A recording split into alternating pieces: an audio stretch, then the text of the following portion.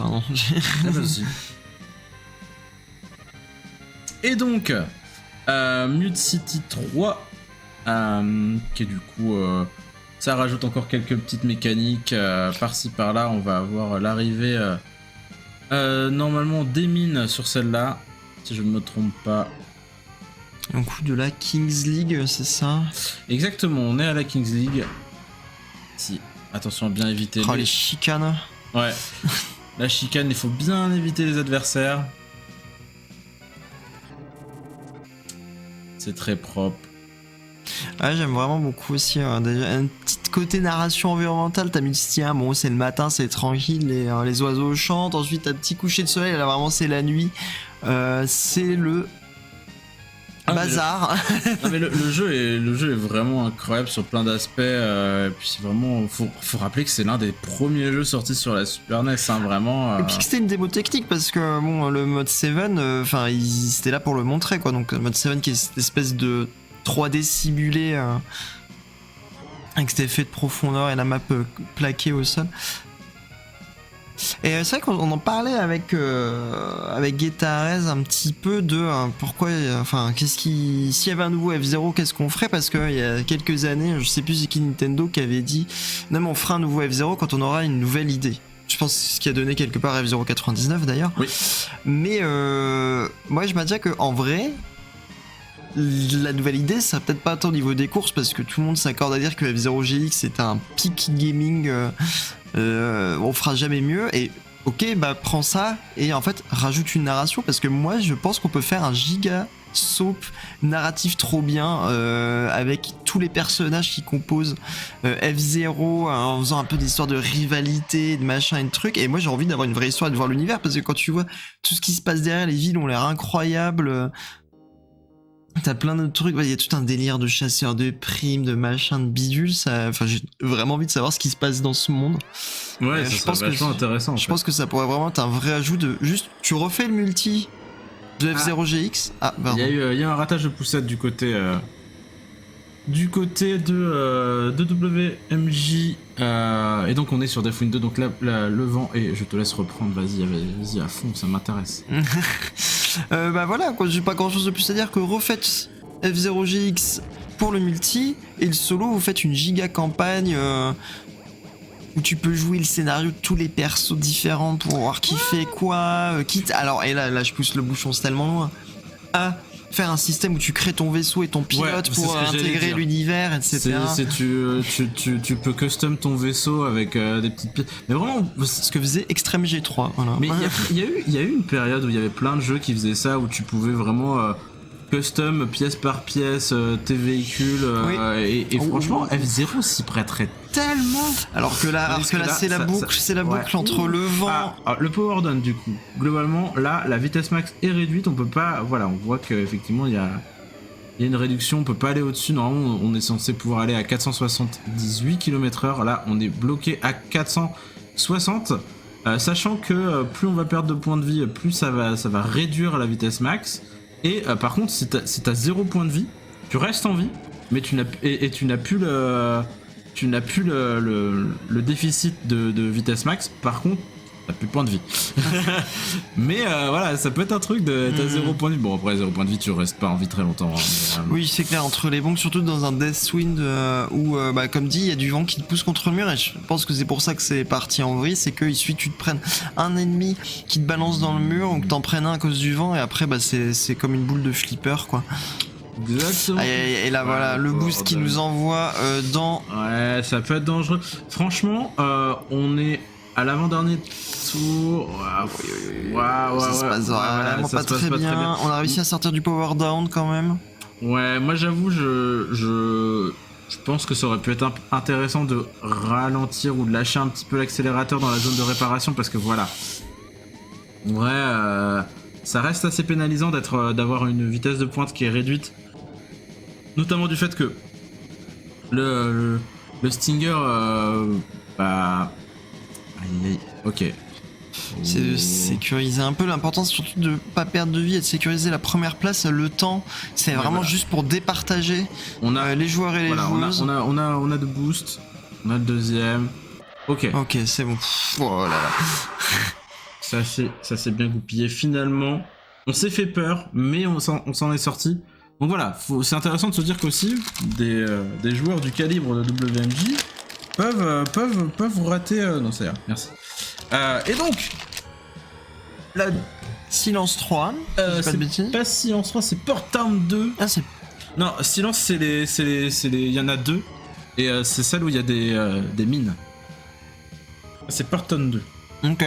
Bah, je confonds Silence et Port Town. C'est possible. Oui, bah écoute, de toute façon, c'est pas forcément évident toutes les mots. Ouais, hier j'ai confondu pas mal de courses. Hein. Maintenant là c'est bon, je les ai toutes en tête, mais. Mais surtout la musique où oui non, j'avais réinversé, mais très bien. Mais oui, et donc du coup effectivement ça, y a possibilité de faire le cut, mais on a bien vu qu'effectivement ça va pas tenter le cut, parce qu'en même temps le cut est assez dangereux. Et surtout quand tu sors d'une course qui s'est oui, voilà. Entre guillemets mal passée, alors que c'est très bien terminé. Donc c'est un peu mal passé, faut un peu voilà peut-être. Oui, puis se remettre dans le mood de la confiance et. Je pense aussi que WMJ a vu le niveau global hier, donc il y a aussi ce. Ok, c'est rassurant. Il y a quand même. Alors, il y a des des gens qui jouent super bien. On a Casmo qui a fait top 3 hier. On a KVD qui a fait top 5. On a Regimi qui est pareil. Est un très gros joueur. Mais effectivement, tu peux aussi te dire que tu ne prends pas trop de risques non plus à ne pas faire le cut. C'est pas, on n'est pas sur un niveau de compétition où globalement sur les 12 personnes on a 8 aliens quoi. Oui. Ce qui entre nous était le cas des poules de SMK où quand oui, voilà, on était là, mais après on était aussi également plus nombreux et nombreuses. On était une 40-50aine sur SMK. WMJ est néerlandais. Donc on a des joueurs néerlandais qui sont venus spécialement pour l'événement, donc Michi et WMJ. Et donc et puis surtout WMJ est 7ème mondial. C'est ça. On a Magumer Hachi aussi qui est venu spécialement pour l'événement, du coup qui est aussi néerlandaise. Donc ça dose. Mais je pense qu'il y a eu un bus, hein. Sincèrement. Il y a eu un bus. Je pense que tous ces gens-là, s'ils sont organisés, sont sûrement venus à peu près ensemble. Mais bon. Exactement. Et donc, ça termine le dernier tour de ce Port Town 2. Allez, c'est vraiment pas large. C'est là-dessus, je trouve qu'on voit que le GP c'est intéressant, c'est qu'il y a vraiment certaines sections qui sont extrêmement étroites. Donc, ouais. Et si tu croises les ordis à ce moment-là, ça peut vraiment être la galère. Ouais. Tandis qu'on va enchaîner avec la prochaine coupe du côté de Regimi, d'ailleurs on en parlait. Exactement. Ah, on a Red Canyon 2 du côté de WMJ. J'aime beaucoup pour la musique, pour tout, le fait qu'il y ait des bumps de partout. Moi j'adore quand ça saute de partout. Alors attends, orange, bleu comme ça, c'est quel drapeau QWERTY? Alors, orange et bleu par contre c'est la meilleure combinaison de couleurs. Je sais pas si tu l'avais déjà dit. Non. Attends, ouais, on a loupé le saut. Ok, ça s'est pas trop mal passé. Du coup on va pas faire le cut. On va pas pouvoir prendre le cut. Ok. Joli backup strat, mais attention, effectivement, l'adversaire numéro 1 qui est là.